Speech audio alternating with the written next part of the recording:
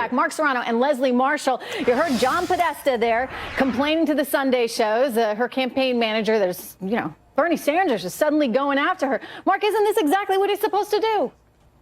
Well, Bernie blew it. I mean, Bernie's proving that he blew it in the debate. He gave her a pass on the email controversy.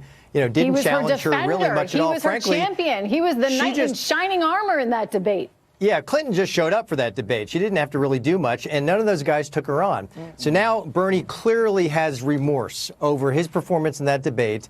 And you're right, he's doing what he has to do, which is challenging her on every single issue. And look, he's the guy who's packing the rallies and the halls, much like Barack Obama did in 2008, as Ed had said. So I think very much so we're going to see a very different Bernie Sanders from this day on. He's not going to make that mistake again. This could get very interesting. Leslie, again, it goes back to this is part of the process. She should expect it. Why is she, trying to turn it on its head and say, look, my voice is the way it is because I'm a woman?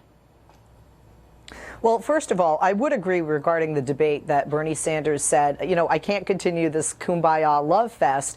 I respect her. I like her, but I am running against her. And maybe I really want this more than I thought I did. Maybe it's within reach, at least winning in the state of Iowa and certainly in New Hampshire. But as a woman, regarding that voice, and especially because I use my voice on radio as well as television, I have had many a male management figure tell me that when a woman gets angry, she gets shrill. And when a woman's very aggressive, she's okay, viewed so you're as going to play this card too. I see where this is going. I know I do believe when it comes to her voice or her style, it is a gender issue. I see where this is going. When it comes to him attacking her on issues, that's not about gender. Is this going to work for her, Mark? Is she going to be able to rally women around her that feel like she's being unfairly attacked because she's female? So this is the great compromise, the great conflict of feminism and progressivism, right? We want everybody to be equal, but we want some special exceptions, right? Hillary Clinton wants to be, she said in the debate, she should be elected because she's a woman, but now she has to complain because she's being mistreated as a woman. It's a great conflict. It's absurd. As if females don't have preconceived notions about males, right? That's right. Some males have preconceived notions, okay? Comes out, that's what happens in social settings or in work settings. But that doesn't mean that people have got it in for her because she's a woman. It's ridiculous to say that when you're running because you want to be a woman. And frankly, the news media, they're the ones who want to see her as the first woman president. So it's not going to work with voters.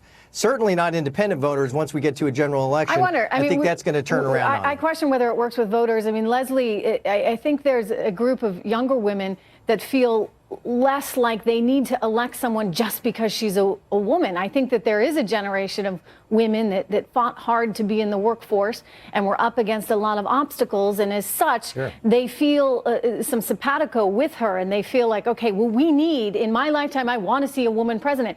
I don't know if that exists so much among younger women, but the older women do feel as though the female card is exactly what they want. That's why they're voting for her. So she can say, I want to be the first woman president of the United States. And that's going to really resonate with some voters.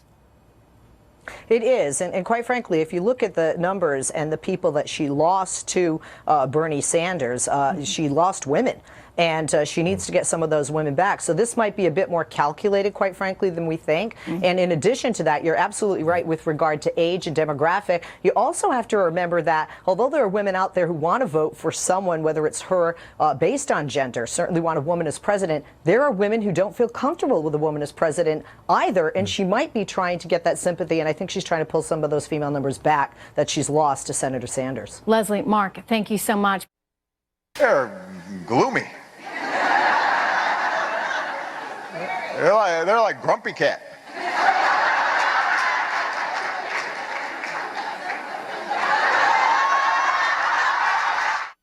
It's President Obama making the face of a grumpy cat, resorting to childish jokes when talking about Republicans this weekend.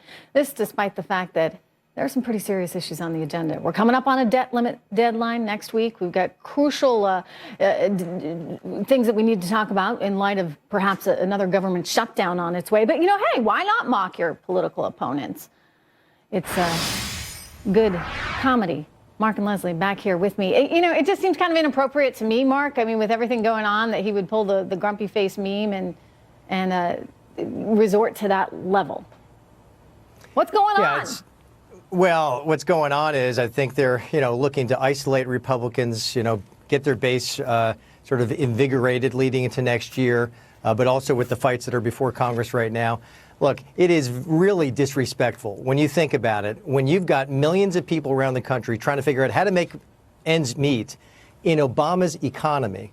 And he has to sit there and say that, a good portion of the population is just grumpy. We're just grumpy because you don't have as much work. You're just grumpy because you're not making as much money these days as you did 7 years ago. That's really disrespectful. And I think he does it at the peril for the Democrats leading into next year, because this is why we have voters who want an outsider to be president of the United States to replace him. Yeah, they want an outsider, Leslie, who understands how serious these issues are that face the country right now. I mean, so much is at stake. For someone to just toss it off and make a joke about it, it just doesn't seem appropriate at this stage. Well, this was, let's be honest, certainly there are people struggling. This wasn't after, one of our terrible and ever happening school massacres. It is very common for presidents, both left and right, to make a comment. However, I do feel that left or right, it is beneath a president to do that. But it does seem to be very fair when the Democrats are doing it toward a Republican president, or Republicans toward a Democratic president, to mock not just the person that they may not respect in the office, but the office which they should respect of commander-in-chief. So I think it's common for somebody to say it, and it was more about the Republicans, in my opinion, than people who may be voting Republican and are taxpayers and who may be wanting more dollars in their paycheck, as we all do. Well, you make a very important point in that it's not presidential, and you have to have a certain amount of respect for the Oval Office. Thank you, guys.